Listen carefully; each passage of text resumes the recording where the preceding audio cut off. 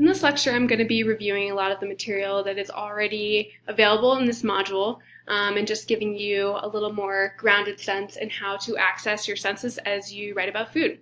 And this photo is of what's called a cupping, which is the professional way of tasting coffee. And it's quite a process. It's kind of fun. A lot of coffee shops host them locally if you can ever go to one.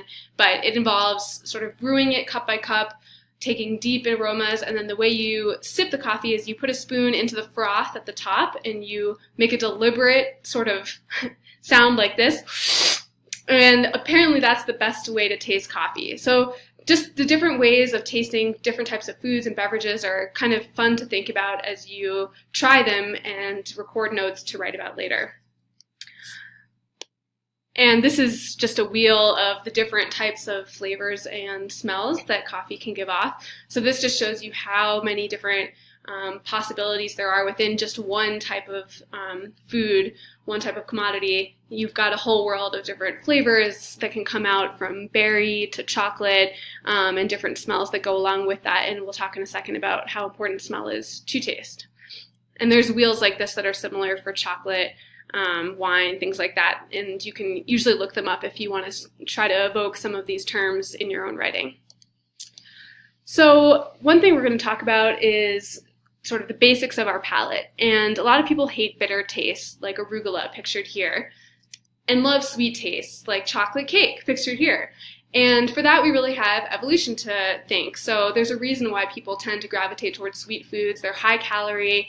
So, before obesity or diabetes or things like that were a problem, they were a great source of calories and energy for us as humans. So that's part of why we love sweets and gravitate toward them, and maybe avoid things like bitter foods because they used to sort of cue us that they could be something that's toxic or has gone bad. And so just a little bit of history about why we sort of gravitate towards different types of flavors than others. And just to divide the main terms in taste here, there's taste, which is sort of the objective, sweet, sour, bitter, salty. Those are the main tastes, quality of food, of a substance that we perceive. And flavor is a combination of taste and smell. It's a little bit more subjective based on our own palates. And so there are 5 established tastes out there. We've got sweet, sour, salty, bitter, and savory, or you might have heard the term umami, which is a Japanese term. That one is a little bit newer, so you may not have heard of it. But those are the only 5 established sense of taste that our palate has taste buds for. And then there's still some that our scientists are doing research on. So some think that we have receptors for fatty tastes. Some think we have receptors for alkaline, or otherwise known as basic, so flavors like certain vegetables like eggplant, for example. And there's metallic taste, which can come from sort of bones or from shellfish like shrimp. There's watery taste, so you might think of a cucumber. And then finally, there's one sensation, which a lot of people mistake as a taste, which is heat. So when we perceive spice, that's actually just something we're feeling but not tasting.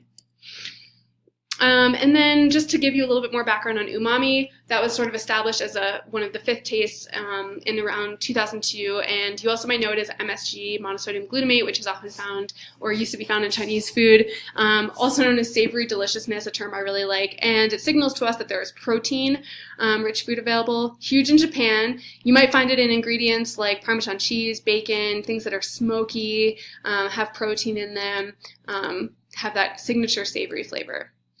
And then just to debunk a myth, we don't have taste buds in different areas, so it's not like the back left is for sweet, back right is for salty. We've got taste buds scattered for all 5 tastes around our tongues.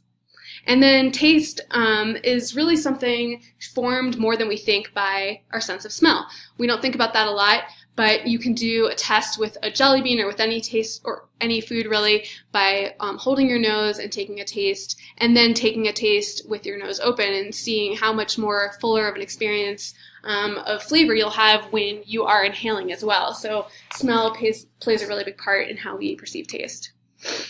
Texture is another important element in what we're eating and an important thing to describe to people if you're trying to convey a dish.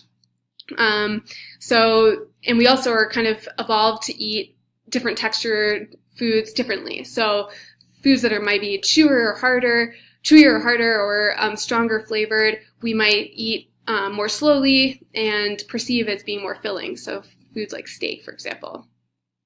And then the forgotten flavor sense is described as the sound that we make when we eat. So maybe the slurping of soup or of coffee, like I talked about earlier, the crunch of a chip, that can make that can be an important factor in how we perceive taste as well. And then this is just what I talked about a little bit earlier, sort of we eat more, chewy foods more slowly. So this is a little graph from one of the readings we had this week that show sort of what foods we're most likely to eat the most of and how that dies off a little bit if foods are more intense or less intense or more delicious or less delicious. So here's a little game to play. We've got 3 lies and 2 truths here. Give the slide a quick read over, maybe hit pause, and try to guess what the 2 truths are. So there's only 2 things that are true here. There's a lot of misconceptions about taste. So hit pause and think about it. And here are the results. So the 2 truths here are that you also have taste buds in your nasal cavity and esophagus. And babies actually have taste buds also on their hard palate. So it's not all about the tongue, although the tongue might have the most or highest concentration. And finally, that there's 100,000 different flavors possible, mixing the different taste combinations that are out there. And then we also have obviously 3 myths here. So again, we debunked the myth about palates experiencing different tastes, spicy being a taste, and that there are 5 levels of intensity. There are 5 tastes, but not levels of intensity. And I talk a little bit about, or I give you a sense in the readings this week about the nostalgic role of food and food memories. And your discussion is going to revolve around that. This is just an interesting quote from The Handmaid's Tale, the book, which has just been remade into a series. The kitchen smells of yeast, a nostalgic smell. It reminds me of other kitchens that remind. It smells of mothers. It smells of me in former times when I was a mother. So scents, especially around food, can be a really powerful way to evoke different memories and bring you back to different places and periods of time. And then there's something called the Proust phenomenon, which is that basically just describes what I just said, that certain aromas can bring to mind certain really personal or emotional memories, because it's often tied to family and childhood and things like that. And then I just want to review how a few of the readings this week really do a great job of writing or appealing to the senses in their writing about food. So the really fantastic story, Oysters, that you are reading this week, has this great quote. And there's a lot going on in here. Read it to yourself out loud, and then read it in your head and try to pick out what sorts of vision or visuals you're getting, what you're smelling, what you're tasting, what you're hearing, feeling with your fingers based on this quote. And then once you've done that, if you haven't yet, go back to the slide. But here are some things that I want to pick out. Just the word fat and intact and salty is a really powerful visual for me. It just kind of brings to mind like a shell that's fused together. You can really picture it. Mouthfuls of bland, brackish jelly. Great way to describe how an oyster tastes. Or the fermented milk of a mythical sea creature. So you can use analogies or metaphor in this case really to bring to mind how something tastes or how you experience it. Another part I really loved is the sharp calcified fragments that cut at my tongue. So it gives you both a visual, you can kind of feel those fragments with your finger, and then also with your tongue in your mouth. So this was a really powerful little passage. Here's another one from a recent article in the magazine Saveur. It says they're speaking in Haitian Creole about the Winter Olympics over plates mounted with rice and beans and splashed with streaks of the pink-orange pickles hot sauce that appears on every table. At another table, a woman speaks into her cell phone while eating whole fried fish and drinking a ginger ale. Again, there's some really great imagery in here. The word mounded, you can just kind of picture a huge mound of rice and beans, splashed, streaks, pink-orange. You can kind of picture that hot sauce, maybe a little bit separated. A woman speaks, so really painting a scene and transporting you to this cafe.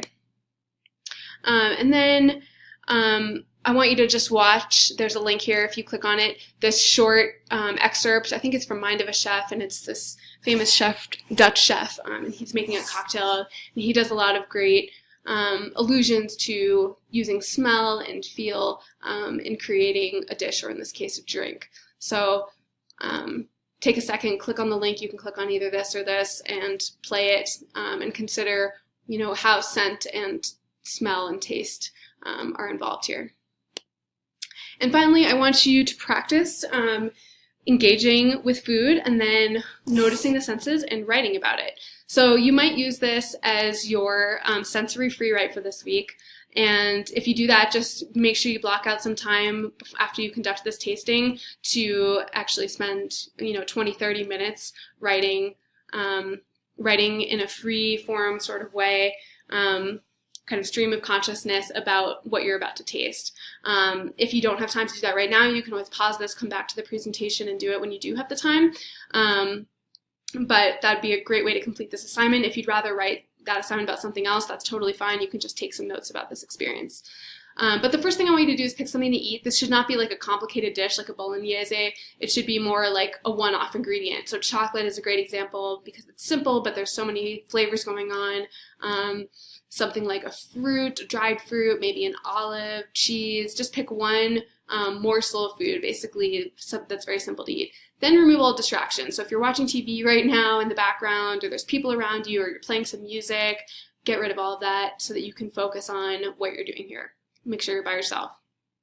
The first thing you're going to do is to visually observe this piece of food. So hold it in your hand, look at it from different angles, kind of give it a little spin around, pick up on the colors, the shape, the edges, the texture that you can perceive visually, and then have some experience touching it. So hold it in your finger, try squeezing it, rub your fingertip over it to feel, is it soft, is it rough, are you picking up on sort of little imperfections? And then smell. Obviously this is really important, and smell is going to come into play when you taste it, but just try smelling it alone. So bring it up to your nose, inhale it deeply, pick up on what the smell reminds you of, if anything, and then finally you're going to taste it. Before you chew it though, I want you to just put whatever this food is on your tongue. If it's too big to put the whole thing on your tongue, break off a little piece, or put the whole, or take a little bite and put it on your tongue, and just let it sit there and see how it feels. Think about the weight of it, how it feels there. You can kind of slide it around a little bit.